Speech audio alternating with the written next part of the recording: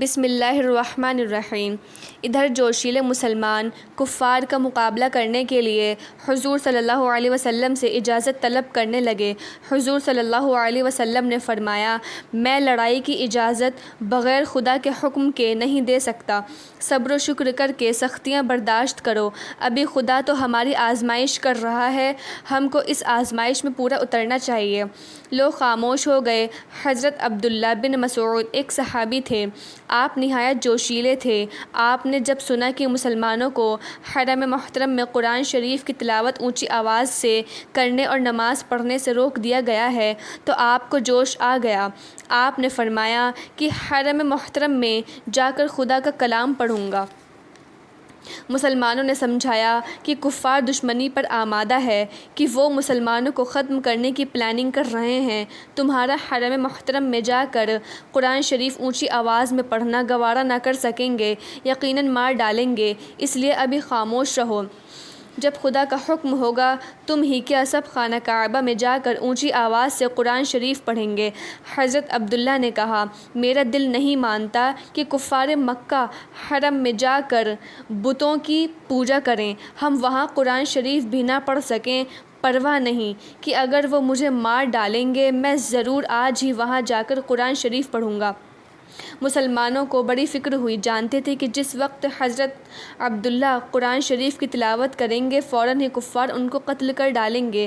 مسلمانوں میں اسلام نے محبت پیدا کر دی تھی، سب نے سمجھایا۔ عبداللہ چپ ہو گئے۔ مسلمانوں نے سمجھ لیا کہ وہ اپنے ارادے سے باز آ گئے ہیں، اس لیے کسی نے ان کی نگرانی نہ کی، پر عبداللہ موقع کی گھات میں رہے اور موقع ملتے ہی حرم شریف پہنچے۔ کفار نے ان کو روکا، پر باوجود اس رکاوٹ کے وہ مقام ابراہیم پر جا کر کھڑے ہو گئے اور بڑی اچھی آواز سے سورہ رحمان کی تلاوت کرنے لگے۔ کفار مکہ نے جب رحمان کا نام سنا تو بگڑ گئے، اور جب یہ سنا کہ ستارے اور پیڑ اس کو سجدہ کرتے ہیں تو وہ اسے معبودوں کی توہین سمجھے۔ ان کے خیال میں ان کے معبود ہی اس سجدے کے قابل تھے۔ وہ بگڑ گئے، سب کے سب حضرت عبداللہ کے اوپر برس پڑے اور گھونسے لات اور منہ پر تماچے مارنے لگے، لیکن عبداللہ کے ان کی مار کا خیال بھی نہ کیا، پٹتے رہے۔ کفار مکہ کو اس پر بڑا طیش آیا، انہوں نے آپ کا منہ نوچ لیا، آپ کے گالوں پر اتنے گھونسے لگائے کہ آپ کا چہرہ لہو لہان ہو گیا۔ حضرت عبداللہ سورہ رحمان ختم کر چکے تب لوٹے، مگر کس شان سے کہ آپ کے تمام کپڑے پھاڑ ڈالے تھے، چہرہ لہو لہان کر دیا تھا۔ آپ نے مکان پر پہنچ کر کپڑے بدلے، منہ دھویا، گھاؤں پر مرہم لگایا اور چپ چاپ بیٹھ گئے۔ کفار قریش نے لوگوں سے یہ بھی کہہ دیا تھا کہ جو آدمی اونچی آواز سے قرآن پڑھے اسے مارو، اگر کوئی اسے گھر پر پڑھتا ہو تو اس کے گھر میں گھس جاؤ اور اس وقت تک مارو جب تک وہ قرآن شریف پڑھنا نہ بند کرے۔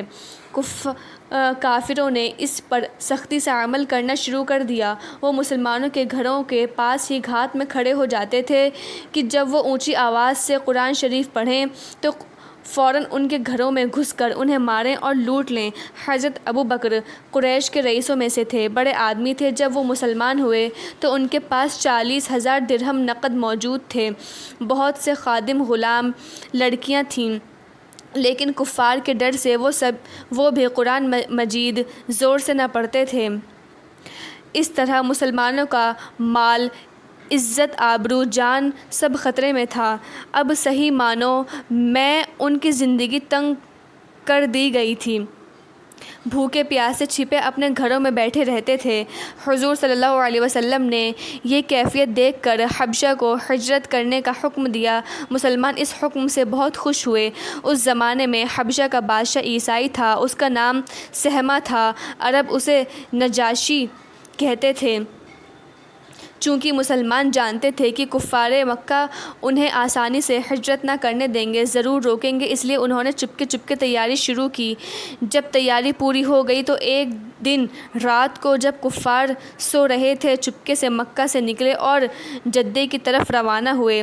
ماہ رجب سن 590 میں یہ چھوٹا سا قافلہ گھر بار وطن، رشتہ دار اور دوستوں کو چھوڑ کر روانہ ہوا۔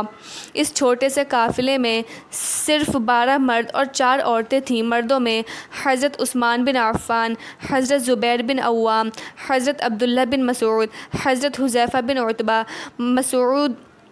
مصعب بن عمیر، حضرت عبداللہ بن عوف، حضرت ابو سلمی مخزومی، حضرت عثمان بن مظعون، حضرت آمن بن ربیعہ، حضرت ابو ہریرہ، طالب بن عمر، حضرت سہیل بن بیزار تھے۔ عورتوں میں حضرت رقیہ حضور صلی اللہ علیہ وسلم کی صاحبزادی، حضرت عثمان بن عفان کی بیوی، حضرت سہلہ، حضرت ام سلمہ، حضرت لیلہ تھیں۔ یہ مہاجروں کا پہلا قافلہ تھا جو ہجرت کر کے حبشہ کی طرف چلا۔